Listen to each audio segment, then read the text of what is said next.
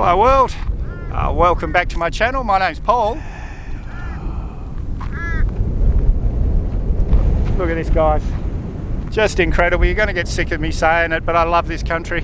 Heading into Meekatharra today. It's still another 60 or so k's up the road, but doing 200 k's out here, guys, is a lot different than doing 200 k's in a built up area. There's nothing in between. You just put the music on, set the cruise control, and off you go. Amazing. Just the only thing you really got to do is pass trucks every now and again. Just incredible, guys. But for now, let's roll the intro.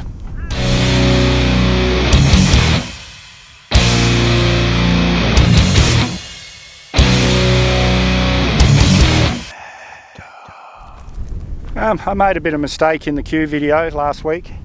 I said that Nanine was 400 kilometres away, and that's what comes with me reading the fine print without my glasses on. I need, Janet will tell me, why don't you put your glasses on? But anyway, this is what's left of Nanine here.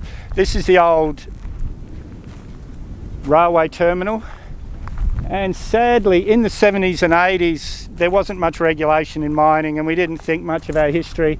So the actual township of Nanine, the old post office, the old pub and everything, is buried under this waste dump.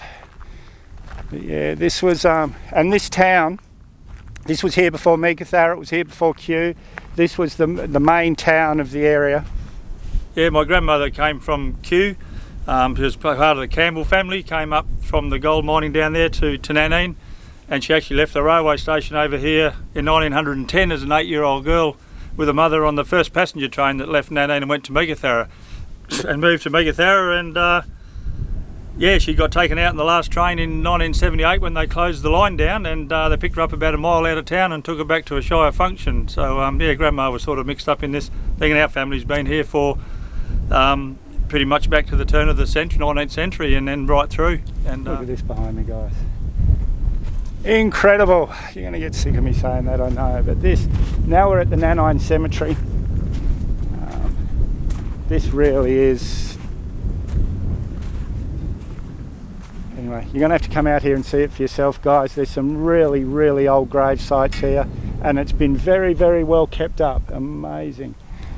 Now the cemetery's a bit harder to find because somebody's stolen the sign. We're still about 40 kilometres into Meeka this way, and the township, the Nanine township that we were at before, is about 1.5 k's that way. So if you come back towards Kew about 1.5 k's, you'll go through a bit of a river crossing here, a bit of a dip in the road. You'll see this pole and you'll see the gate over here. It's well worth stopping and having a look, guys.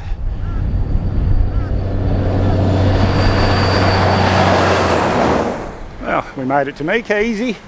This is the visitor centre. The girls are already expecting me, so let's go in and plan our day.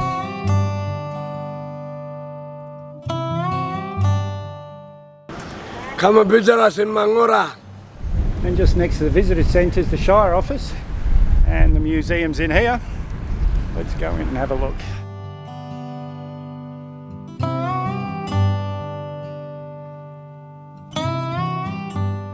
And just on the south end of town, that's the Oski Motel there. That's where I'm staying, but I'll show you that later.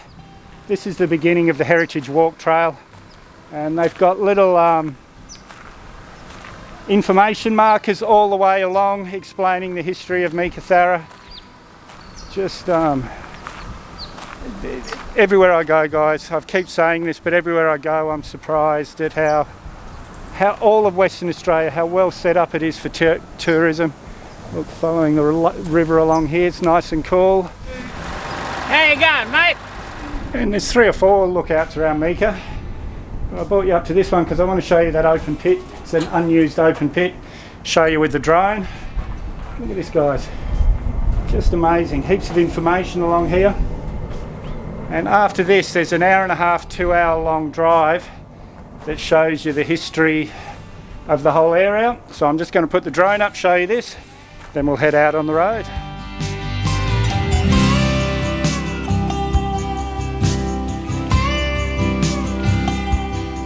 And just a couple of k's out of town, this is Peace Gorge. Just amazing, guys. Gorgeous. There's barbecues here, but please check whether you can have fires or not, whether it's a check at the visitor centre. Joe or Anne will let you know whether you're allowed to have fires here. The reason this is called Peace Gorge is because after World War I, this is where everyone came and celebrated the end of the war. Come out to Peace Gorge in Meekatharra, WA. It's so peaceful out here. It's the the Presbyterian Church. This is another example of corrugated iron buildings. Everything would have been corrugated iron, you can see there. And back in 1910 it was known as the War of the Churches because the Catholic, the Presbyterian and the Anglican Church were all built within a stone's throw of each other. This is the site of the original hospital in 1908. But in the first year it was open, they treated 1,281 patients. And you think where we are, that's a lot of people. So in 1910, it was expanded from 4 beds to 10, I think. This open pit here is Paddy's Flat. It's in the original known as the Golden 6 Mile of Meekatharra. And this was first pegged in 1899 by a prospector named McNabb. But the poor guy used the wrong size pegs and he had to forfeit his claim to another prospector named Dennis. Imagine that, working your whole life, finding this, which was an extremely, extremely rich area. Paddy Flat's still a working mine now. Must have been heartbreaking. So this looks like a spy station, but it's not. This is Global Star, and this is part of a worldwide network of satellite telephones. So even your home phone and things, a lot of it's sent through these stations. Any satellite phone that you use out in the bush. I didn't know this was here. It's really very, very interesting. And I will say, when I first went bush back in the 80s, if you're working a 2-week project, you were kind of,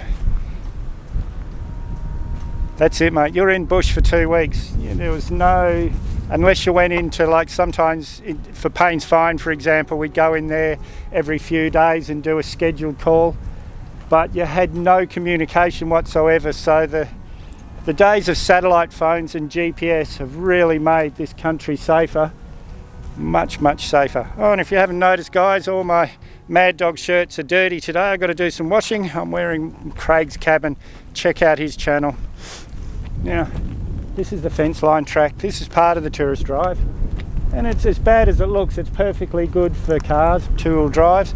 The Mazda's making it through easy, but I wouldn't come through here with caravans or bigger vehicles. This is mainly for smaller little LVs. I'm not sure if you can see it here guys, but that's the airstrip right there, and between us and the airstrip there's a 2-metre fence. In 2001 a Royal Flying Doctors plane, and I've explained to you guys before what Royal Flying Doctors is, started in the early 1900s. Nobody's more than 4 hours away from medical treatment, I think. Don't quote me on that because I haven't got the information with me, but it was it changed the outback. But one of them hit a kangaroo here because it wasn't fenced, and that's when they decided to build this fence. And I've been on many a site where we've had to go and chase cows and things off the runway, and there'd be 4 or 5 of us all up and down the runway making sure no cattle or kangaroos got in there when a plane was landing. So where we are here is the site of the old Wiluna Railway.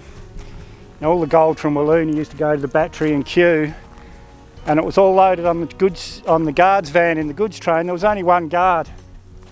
One day they pulled up at the station and a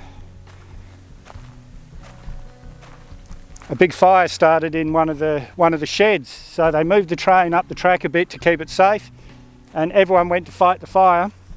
Once the fire was out, they jumped in the train, went down to Kew. When they opened the guards van, all the gold was gone. So obviously the fire had been a diversion. Yeah, we're going to go that way tomorrow to Wiluna. But today we're going that way back to Meeka, and this is the old racetrack. And most of the bigger towns in Northern Australia will have their race week or their race day, and it'll be the biggest day of the year for some people. Back 100 years ago or things, the station owners would bring in all their best horses. It was the chance for the wives to get dressed up. It would have been the biggest day of the year for all of them. And I wish I could put the drone up guys, but the airstrip's just there, and I could show you how isolated this is. And this is the side of the old battery. Not much left now, but all these dead patches here, these were the cyanide pools. And cyanide, we've all seen spy movies and known how deadly it is. That's an essential part of leaching gold out of the ore. That's why they need the battery, because they need as little surface area as possible so the cyanide can contact with all the gold. That leaches it out, and then they use carbon to get it out of the cyanide later on. But yeah, they had a whole lot of birds land in here in the early 1900s, and all the locals came out and helped the birds out, but so many died they had to take all the dead bodies in a horse and cart to go and bury them somewhere. So cyanide's a bit of the devil you can't live without in gold mining.